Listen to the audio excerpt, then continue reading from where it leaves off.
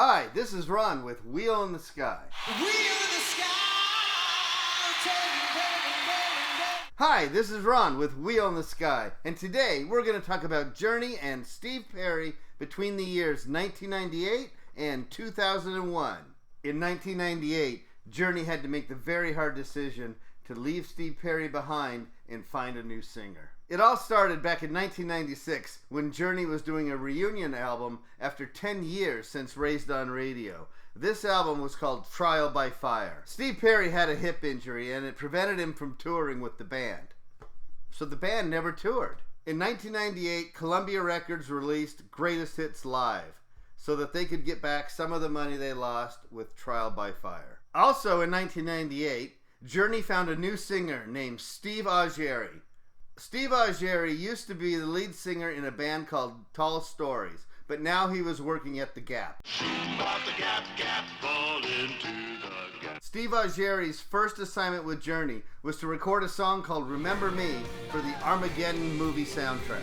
From 1998 until 2000, Journey was writing and recording songs with Steve Augeri for an upcoming album called Arrival.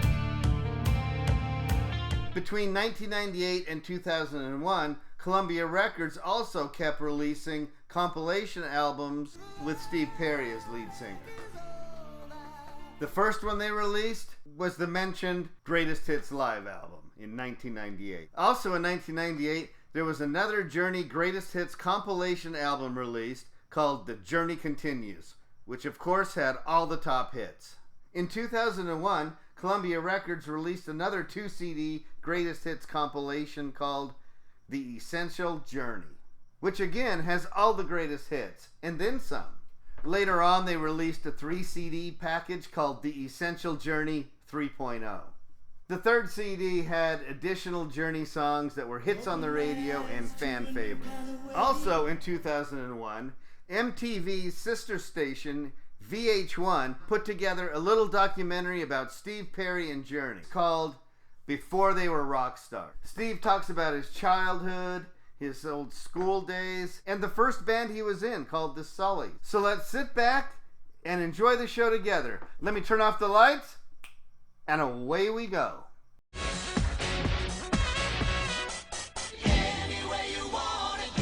Journey.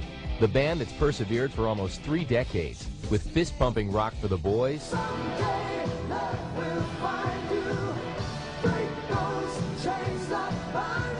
and tender ballads for the girls.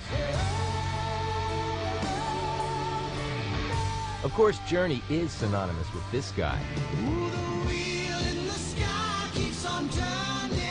With his many Technicolor Dreamcoats, 80s pop icon Steve Perry led the band to numerous Billboard hits, but he began his journey to rock greatness early on.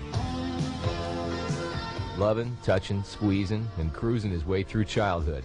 This kid was barely out of the sandbox when he met his future head-on. I've been singing since I was 7. That's as far back as I can remember singing little tunes. But my grandfather tells a story that he had an old pickup. And I was standing up, I must have been about 3 or 4, and I was singing with the radio. And he says he hit the brakes because something had jumped out in front of the car, and I went flying forward, you know, and cut my head, and the blood was dripping down my nose. It's just, I kept singing.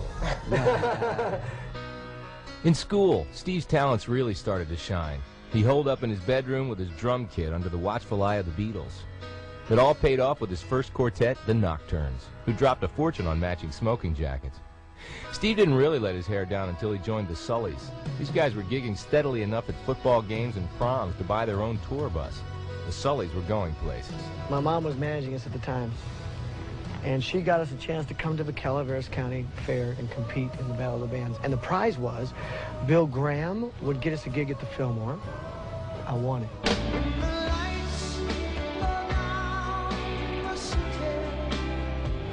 Steve was a star, but he can't take credit for starting the band.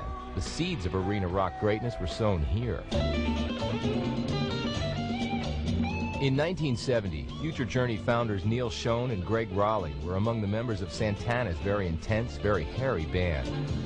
Got your spell on me, baby. Got your spell on me, baby. Greg and Neal couldn't see eye to eye with Carlos's artistic vision. Neal had the urge to rock.